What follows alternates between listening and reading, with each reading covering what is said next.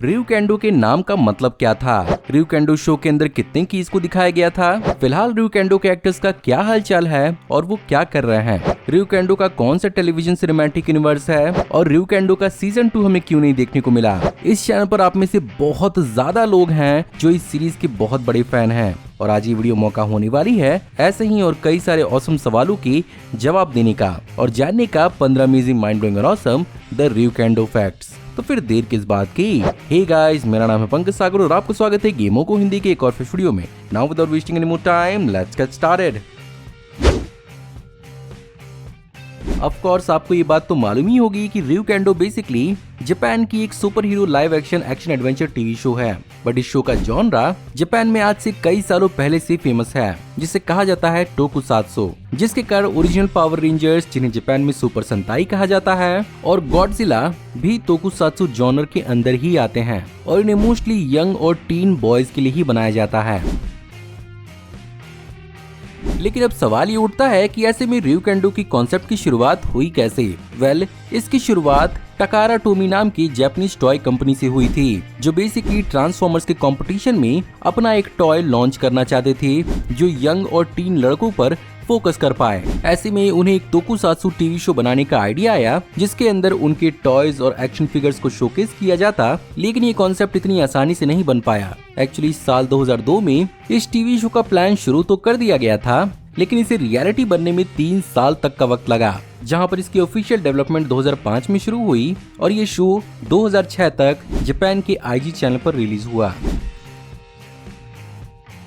अब जैसा कि हमने बात की टोकुसात्सु जॉनरा की, जनरली टोकुसात्सु जॉनरा के अंदर हमेशा रेड कलर को एज लीडर दिखाया जाता है, लेकिन यहाँ पर सेंटर ऑफ अट्रैक्शन और मेन कैरेक्टर केंजी के ryukendo को दिखाया गया था, जो कि ब्लू कलर का था।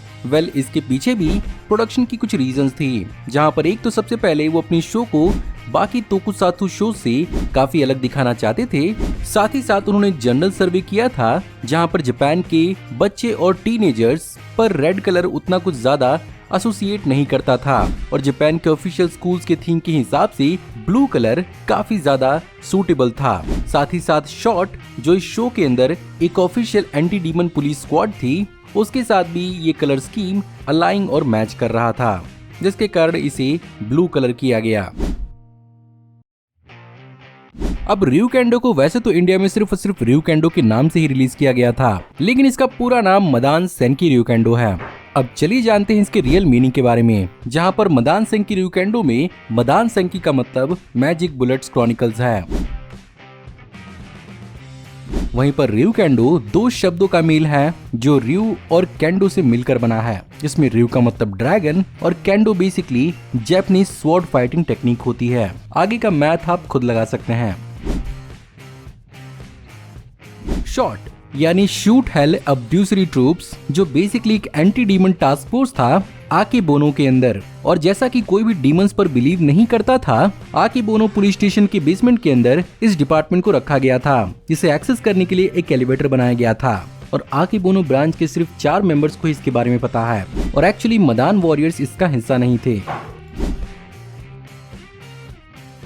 खैर, इसके अलावा इस सीरीज के अंदर हमें पावर कीज दिखाई गई थी, जिन्हें मैजिक बुलेट की या मदान की भी कहा जाता है, जिसे मैजिक बुलेट वॉरियर्स और जमंगा दोनों को ही इस्तेमाल करते हुए दिखाया गया था। और यहाँ पर इन कीज में शामिल थे र्यूगन की, फाइनल की, फायर की, कॉन्ग की, एक्वा की, थंडर की, ईगल की, डैगर की, नकल की, र्यूगन की, शॉट की, र्यूजन की, अल्टीमेट की और आर्चरी की। अब बात करते हैं सीरीज के कुछ कास्ट मेंबर के बारे में, जहां पर केंजी का रोल प्ले किया था शोगो यामागुची ने, जिनकी अपने एक्टिंग की शुरुआत जापान के वी सिनेमा से हुई थी, जहां पर जापान में V cinema direct to video movies को कहा जाता है। साल 2000 में अपनी करियर की शुरुआत से लेकर साल 2019 तक इंक्लूडिंग ryukendo 17 टेलीविजन सीरीज में काम किया था। साथ ही साथ इन्होंने साल 2008, 2010 और 2012 में 3 टीवी फिल्म्स और 2001 से लेकर 2008 तक 7 मूवीज में काम किया है, जिनमें उनकी करियर की शुरुआत में ही उन्होंने गॉडजिला, मोथरा एंड किंग गदोरा में काम किया था। फिलहाल वो भी थिएट्रिकल परफॉर्मेंस देते हैं और अपने कास्ट मेंबर्स गेन, जिन्होंने ryugeno को प्ले किया था, और कोहे कुरोदा जिन्होंने ryujuno को प्ले किया था, उनके साथ भी अभी भी फ्रेंडशिप में हैं। जहां पर गेन ने अब तक सिर्फ और सिर्फ ryukendo और रेस्क्यू फोर्स एक्सक्लूसिव में दिखाई दिए थे। वहीं पर कोहे कुरोदा 2006 से लेकर 2014 तक 9 मूवीज और 3 टेलीविजन शोज में दिख चुके हैं। खैर, इस पूरे के पूरे टीवी शो का अपना एक टीवी यूनिवर्स था, जिसे टोमिका हीरो सीरीज के नाम से जाना जाता है। एंड ऑफ कोर्स ये टकारा टोमिका बनाया हुआ अपना एक टेलीविजन यूनिवर्स था, जहां पर इस शो के बाद टोमिका हीरो रेस्क्यू फोर्स और टोमिका हीरो रेस्क्यू फायर भी लॉन्च किया गया था,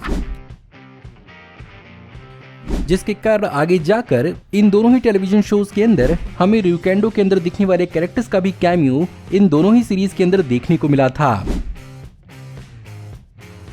खैर, वैसे तो ये शो जापान में साल 2006 में ही शुरू होकर खत्म हो गया, लेकिन बाकी दुनिया में इसकी डब्स वर्जन ने इसे काफी ज्यादा पॉपुलर किया। जहां पर इसकी डबिंग की शुरुआत फिलीपींस से हुई, जहां पर फिलीपींस की लोकल लैंग्वेज तगालोग में इसे हीरो टीवी पर सुपर पेट्रोल फोर्स के रूप में रिलीज किया गया। वहीं पर फिलीपींस के कार्टून नेटवर्क पर इसे इंग्लिश में डब करके दिखाया गया था। आगे जाकर इसे हांगकांग के ईटीवी पर दिखाया गया। वहीं पर पोर्टोरिको के सैन हुआन में इसे स्पेनिश में डब करके दिखाया गया, और साल 2009 तक ये ब्राजील में पुर्तगीज में दिखाई गई। वहीं पर सिंगापुर में इसे साल 2010 में रिलीज किया गया। वहीं पर इंडिया में आते आते इसे साल 2011 तक का वक्त लग गया, जिसमें इसे हिंदी, तमिल, तेलुगु, बंगाली, मराठी और ऐसे कई सारी लैंग्वेजेस में डब किया गया, और यहाँ पर इसे सिर्फ और सिर्फ ryukendo बुलाया गया था।